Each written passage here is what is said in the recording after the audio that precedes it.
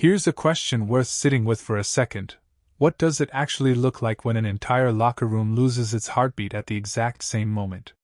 Not metaphorically, literally. A group of grown men, professional athletes who've just suffered the worst kind of loss football can hand out, and yet every single one of them is more worried about the guy sitting a few feet away than about themselves. Because that's basically what happened in New Jersey. Brazil had just been knocked out of the 2026 World Cup, beaten 2-1 by Norway in the round of 16 at MetLife Stadium on Sunday. That alone is a brutal way to end a night. But this wasn't just another elimination in a country that treats early exits like a national wound. This was the last time Neymar Jr. would ever wear the yellow shirt, and you could watch it happen live, in real time, with no press release and no scripted goodbye. Just a 34-year-old sitting down in the grass, head in his hands, sobbing in front of the entire world. Let's rebuild how the actual match went first, because the context matters more than people give it credit for. Brazil got out in front early, and for a good stretch it looked like the tournament favorites would grind out yet another knockout win, the kind they've made a habit of over the years. Then Norway flipped the whole script. In the 79th minute, Norway leveled things with a towering header off a cross from Andreas Schjelderup. Just a few minutes later, their Manchester City striker calmly slotted home his second of the night, and suddenly Brazil were staring down a 2-0 hole with the clock running out. Neymar, who'd spent most of the match watching from the bench, came on and won a stoppage-time penalty. He stepped up and buried it. But it was too little, far too late. Norway held on to secure their first ever World Cup quarter-final appearance, and across the pitch, Brazil's players just crumbled. Now here's the part that hits hardest, and it's easy to miss if you're only watching the highlights. Vinicius Jr., who hadn't even been chosen to take one of the penalties, was left completely alone on the pitch for almost a full minute. Nobody near him. Nobody checking on him. It took his own manager, Carlo Ancelotti, walking over and physically pulling him back up off the turf. Meanwhile, Neymar went over to shake hands with the Norwegian players, and the second that was done, his legs just gave out from under him. He sank to his knees. Another World Cup, another dream that wasn't going to happen for him, gone in an instant. Goalkeeper Alisson rushed straight over to console him, and then, without missing a beat, went and checked on Marquinhos too, who was mourning nearby. Sit with that for a second. A goalkeeper, seconds after his own team crashed out of the World Cup, was somehow the one running around the pitch trying to hold two teammates together at once. This wasn't some quiet, dignified locker room exit you'd expect for a legend closing out 16 years of service to his country. This was a whole group of players who'd grown up idolizing the guy now falling apart right next to them, forced to watch him say goodbye in the rawest possible way, with absolutely no warning at all. No countdown clock. No. This is the last game. Narrative building for weeks beforehand. 1 minute he's a substitute trying to drag his team back into a knockout match, and the next minute his entire international career is over, mid-tiers, mid-tournament, in front of everyone. And Neymar didn't wait weeks to make it official either. He said it right there on the pitch, a microphone shoved in his face, tears still wet on his cheeks. Talking to Brazilian broadcaster Globo just moments after the final whistle, he kept it painfully simple. He said, "I tried. I tried.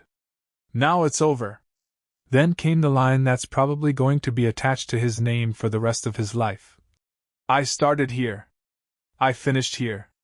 And that's not just a poetic soundbite for the cameras, it's literally, factually true. Back in August 2010, a teenage Neymar made his senior debut for Brazil at that exact same stadium, against the United States, and scored his very first international goal right there. 16 years later, almost to the day, he walked off that same field having played his last minutes, and scored his last goal for his country. Coming on in the 67th minute against Norway, he converted that stoppage-time penalty to push his all-time scoring record for Brazil up to 80. His whole international story ended in precisely the same place it began. You couldn't script that if you tried. Here's the thing, though, Nobody was even sure Neymar would get a proper goodbye like this at all. Before this tournament, he genuinely started to believe his international career was already over. He hadn't been called up since 2023, constantly sidelined by one injury after another. Then, seemingly out of nowhere, Ancelotti reached out anyway. When that surprise call-up landed, the entire country lit up with relief, and Neymar himself was reportedly moved to tears of joy at the news.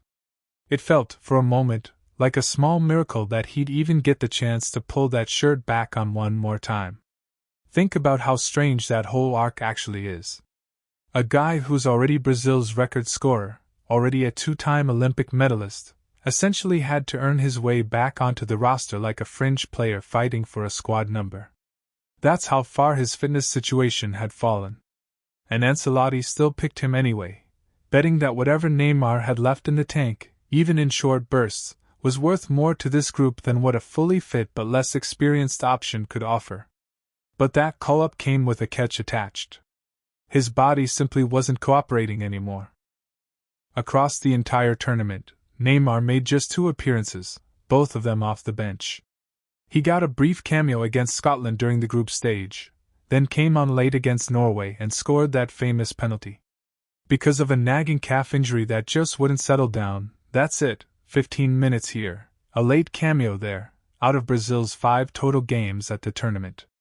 Hardly the send-off a player of his stature would have drawn up for himself if he'd been given the pen. And yet, somehow, his final touch in that shirt still managed to matter. Converting that penalty in second-half stoppage time wasn't much more than a consolation goal on the scoreboard that night. But it was his last act as a Brazil international, at the exact same venue where his whole story began 16 years earlier. For a guy who'd spent years fielding questions about his fitness, his commitment, his weight in the biggest moments, ending things with a goal at that stadium felt almost too fitting, even to people who'd been hard on him for years. Let's talk numbers for a second, because behind all the emotion, they tell their own story too. Neymar retires as Brazil's all-time top scorer with 80 goals, 3 clear of Pelé. And it was never just about finishing chances either.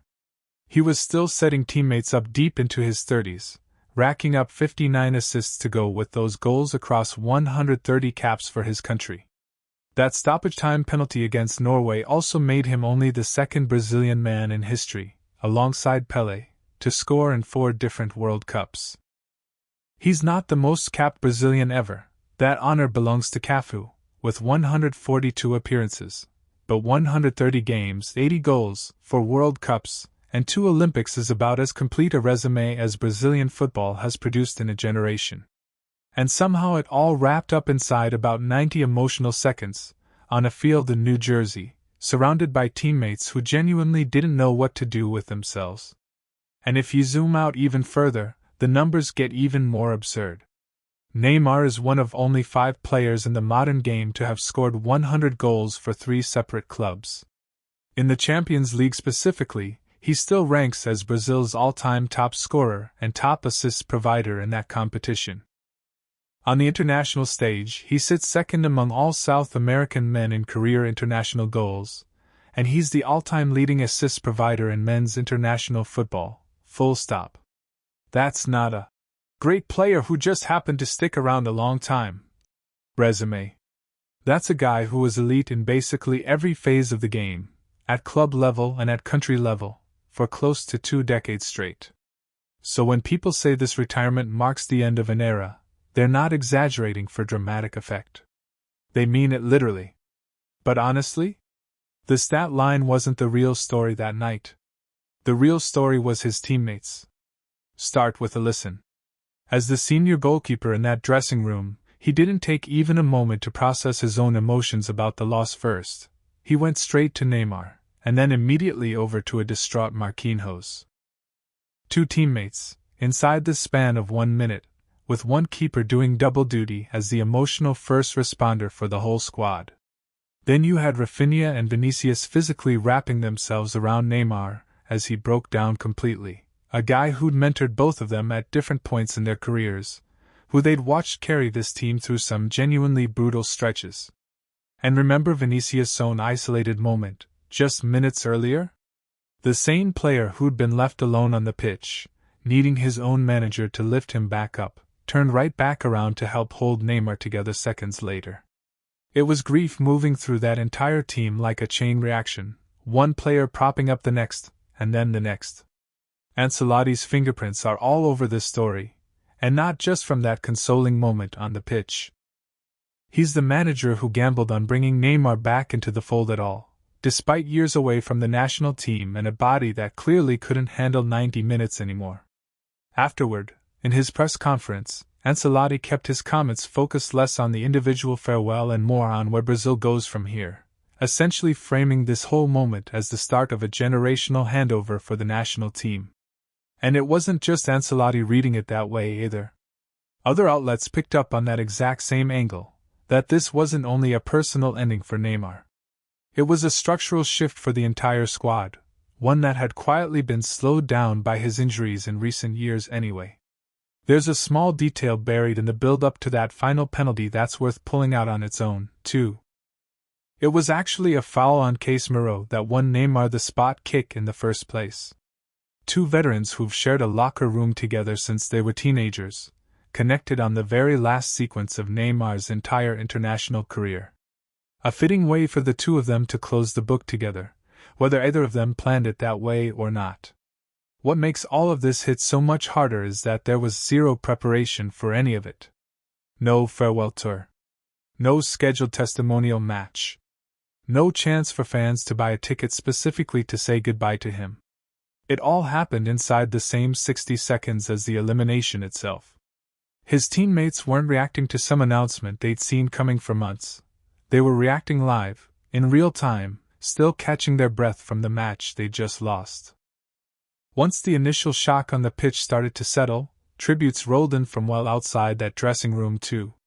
Zlatan Ibrahimovic, never exactly shy about sharing an opinion, praised the impact Neymar had once he crossed over into European football, while also being honest about where his career fell short of the very top tier, pointing out that plenty of people wanted him to win the Ballon d'Or, and he never did. Still, Zlatan called him an amazing talent. Full stop. Thierry Henry, a World Cup winner himself and now a broadcaster who's covered Neymar's career closely for years, took a completely different approach, choosing to zoom out and focus on the overall body of work rather than getting dragged into the trophy debate at all. Which says a lot, honestly, about how the wider football world seems ready to remember him, less about the one thing he never quite got, more about the 16 years he actually gave. It's a pretty telling split, too. The guy who competed against him at the very top for years talks trophies and comparisons, while the guy who watched his whole journey unfold as a broadcaster wants to talk about the journey itself. Maybe that tells you something about which version of the story is going to age better. Here's a detail that shows this exit wasn't some spur-of-the-moment reaction to one bad night on the pitch, either. Long before this tournament even started, Rodrygo revealed that Neymar had already told him, back in camp, that Brazil's iconic number 10 shirt would be his to inherit one day. That's not some throwaway gesture in Brazilian football, by the way. That shirt has been worn by Pelé, by Ronaldinho, by Kaká. Passing it on is basically anointing the next face of the national team. And Neymar didn't wait around for some retirement press conference to make that call. He'd clearly been building toward this exit in his own head for years, long before the tears started at MetLife Stadium. It's actually a pretty rare thing in modern football, a superstar quietly telling the next guy in line that the torch is his, in private, with no cameras around, years before he ever has to prove it in public. Most players wait for the club or the federation to make that call for them. Neymar made it himself, in a training camp, to a teammate who wasn't even a guaranteed starter yet at the time. It's also worth pointing out just how many of today's brightest young stars already call Neymar their idol, and not only inside Brazil. Jadon Sancho, Vinicius Jr., Kylian Mbappe, Rodrygo, Jamal Musiala, Harvey Elliott, Javi Simons, Lamine Yamal, Desire Doué, Nico Williams, Florian Wirtz, all names who've pointed to him as a major influence at some stage in their careers. Vinicius and Rodrygo showing up on that particular list matters even more, given that both of them were literally standing beside him on the pitch during his very last Brazil appearance. Even the players who spent their careers trying to physically stop him have weighed in with respect. Kyle Walker, João Cancelo, Aaron Wan-Bissaka, Dani Carvajal, and Rodrygo de Paul have all separately named Neymar as one of the toughest opponents they've ever faced. Which is a strange kind of tribute if you think about it, not coming from a teammate who benefited from having him on their side, but from defenders whose entire job for 90 minutes was to shut him down, and who walked away a little rattled by how hard that job actually turned out to be. There's a real difference between praise from people who loved playing alongside you and praise from people whose careers depended on stopping you, and Neymar somehow collected plenty of both. So what exactly were his teammates watching walk away from that pitch? This wasn't just a popular guy leaving the group chat for good. This was Brazil's all-time leading scorer, a two-time Olympic medalist, and one of the very few names in the country's history mentioned in the same breath as Pelé. His trophy case includes the 2013 Confederations Cup and Olympic gold on home soil at Rio 2016, a gold medal that matters a lot more inside Brazil than most people outside the country realize, since it was the one major men's title that had eluded the nation for generations, and Neymar was the captain who finally delivered it on home soil. In a shootout the whole country still remembers vividly. That gold medal, on its own, would be enough to define most careers. But everyone in Brazil knows the unspoken rule: at club level, medals are medals, but for the national team, only one trophy actually settles the argument about where you rank among the all-time greats. And that trophy, the one thing that actually defines legacies at this level of the game, never came for him. His best shot at it arguably came and went back in 2014, when injury ruled him out of Brazil's semi-final against Germany on home soil, a match Brazil went on to lose 7-1. He wasn't even on the pitch for that one. He watched it from the stands in a neck brace.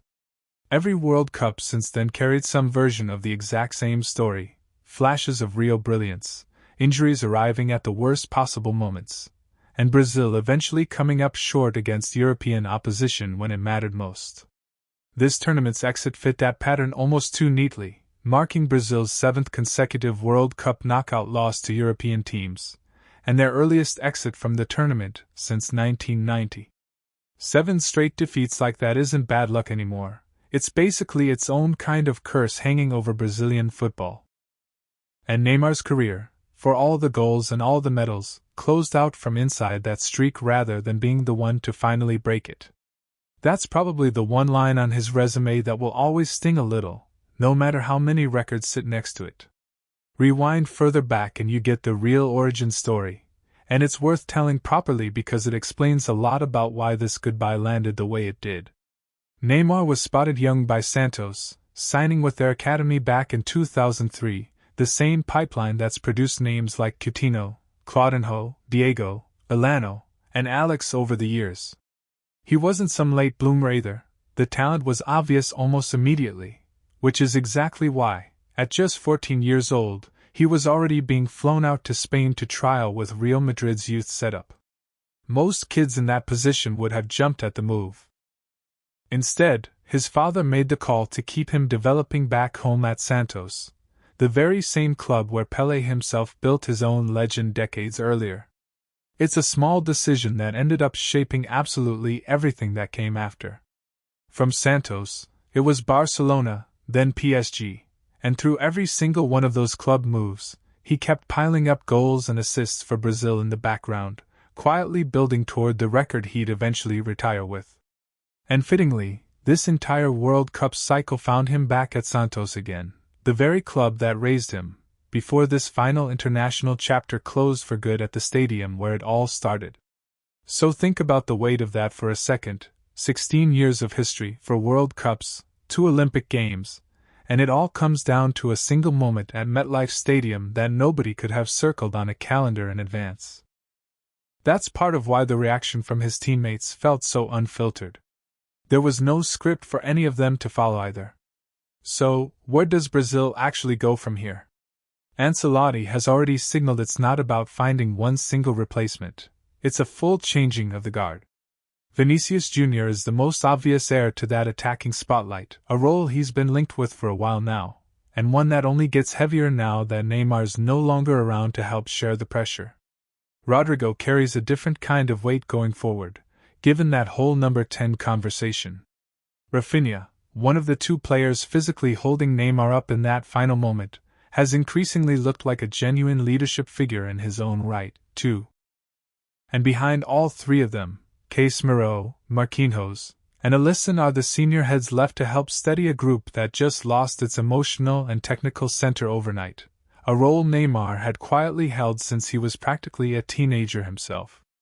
To be clear about one thing, though, this is only a national team retirement.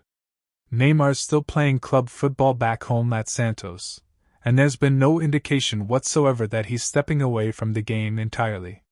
What actually ends here is specifically the yellow shirt, the World Cups, the Olympic tournaments, the whole 16-year arc that began at MetLife Stadium back in 2010 and fittingly closed at that exact same ground. But if you want the one image that's actually going to stick from all of this, it isn't a stat line, and it isn't even that final penalty. It's Alisson jogging over to check on him. It's Marquinhos mourning quietly a few steps away. It's Raphinha and Vinicius wrapped around him, while Ancelotti lifted another shaken teammate off the turf nearby. A locker room full of players who grew up watching this guy on television, standing together on a field in New Jersey, trying their best to hold up the man who'd spent 16 years showing every single one of them what it actually meant to wear that shirt. 16 years. 130 caps. 80 goals. 4 World Cups, 2 Olympics, and a single 90-second window where all of it ended at once.